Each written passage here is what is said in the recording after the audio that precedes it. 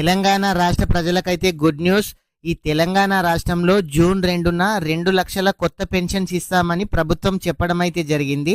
ఈ పెన్షన్ కోసం ఏ విధంగా అప్లికేషన్ చేసుకోవాలి, ఎక్కడ అప్లికేషన్ చేసుకోవాలి, ఈ అప్లికేషన్ ఎవరు చేసుకోవాలి, ఏజెంట్ ఉండాలి, ఏ డాక్యుమెంట్స్ ఉండాలి, ఇలాంటి విషయాల గురించి ఈ వీడియోలో తెలుసుకుందాము.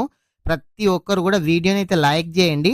అదేవిధంగా మీరు వీడియో ఎక్కడి నుంచి చూస్తున్నారో కామెంట్ అయితే చేయండి. మీరు మొదటిసారిగా మన ఛానల్ చూస్తున్నట్లయితే మన ఛానల్ని సబ్స్క్రైబ్ చేయండి. మీ ఫ్రెండ్స్ అండ్ ఫ్యామిలీ మెంబర్కి వీడియో షేర్ చేయండి. తెలంగాణ రాష్ట్రంలో ఈ కొత్త పెన్షన్స్ కోసం చాలా మంది చాలా రోజుల నుంచి అయితే ఎదురు చూస్తున్నారు. అయితే ప్రభుత్వం ఈ జూన్ 2న 2 లక్షల కొత్త పెన్షన్స్ అయితే ఇస్తామని చెప్పడం అయితే జరిగింది. ఈ తెలంగాణలో ఆసరా పెన్షన్, సామాజిక భద్రత పెన్షన్ కోసం దరఖాస్తు చేసుకోవడానికి మీ దగ్గర ఏ డాక్యుమెంట్స్ ఉండాలి అని అంటే, మీ దగ్గర ఆధార్ కార్డు ఉండాలి, ఓటర్ ఐడి ఉండాలి, రేషన్ కార్డు ఉండాలి, మరియు దరఖాస్తుదారుని బ్యాంక్ అకౌంట్ కూడా ఉండాలి. అదేవిధంగా మీకు పాస్పోర్ట్ సైజ్ ఫోటో అయితే ఉండాలి. వీటిలో కేటగిరీలు ఉన్నాయి. అంటే దీంట్లో మీరు ఏ పెన్షన్ కోసం అప్లికేషన్ చేసుకుంటున్నారో దానికి సంబంధించి కూడా మీ దగ్గర అదనపు డాక్యుమెంట్స్ అయితే ఉండాలి. మీరు వృద్ధులు, సీనియర్ సిటిజన్స్ అయితే మీకు ఖచ్చితంగా ఆధార్ కార్డు ఉండాలి. అదేవిధంగా వయసు ధృవీకరించే ఇతర ధృవపత్రాలు అయితే ఉండాలి. అంటే ఓటర్ ఐడి కూడా కంపల్సరీగా ఉండాలి.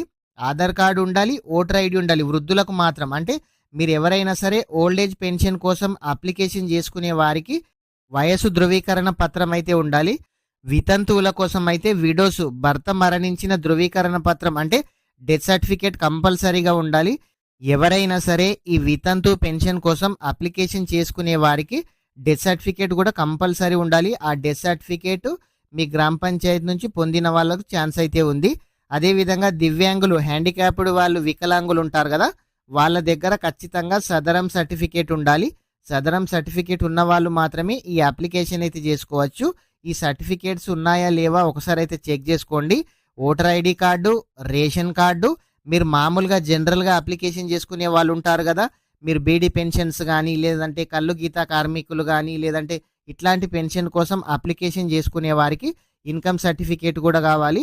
Voter ID card, ration card, income certificate, Aadhaar card, passport size photo, ఒకవేళ భర్త చనిపోయినట్లయితే డెత్ సర్టిఫికేట్, వికలాంగులైనట్లయితే మీ దగ్గర సదరం సర్టిఫికేట్ ఉండాలి.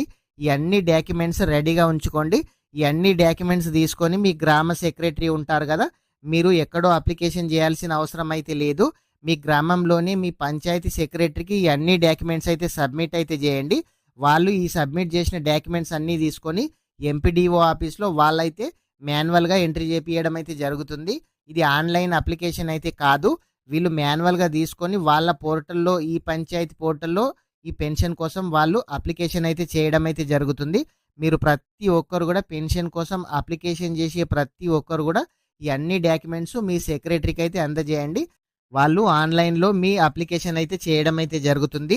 జూన్ 2న ఈ కొత్త పెన్షన్స్ అయితే 2 లక్షల కొత్త పెన్షన్స్ ఇస్తామని ప్రభుత్వం అయితే చెప్తున్నారు. ఫ్రెండ్స్, ప్రతి ఒక్కరు కూడా వీడియోని అయితే లైక్ చేయండి. పెన్షన్ కోసం ఎదురు చూసే వాళ్ళకైతే ఈ వీడియో షేర్ చేయండి. ప్రతి ఒక్కరు కూడా వీడియోని అయితే లైక్ చేయండి. ఇంకా ఎవరైనా సరే మన ఛానల్ కనుక సబ్స్క్రైబ్ చేయనట్లయితే మన ఛానల్ని సబ్స్క్రైబ్ చేయండి. మీ ఫ్రెండ్స్ అండ్ ఫ్యామిలీ మెంబర్కి వీడియో షేర్ చేయండి. Thank you friends.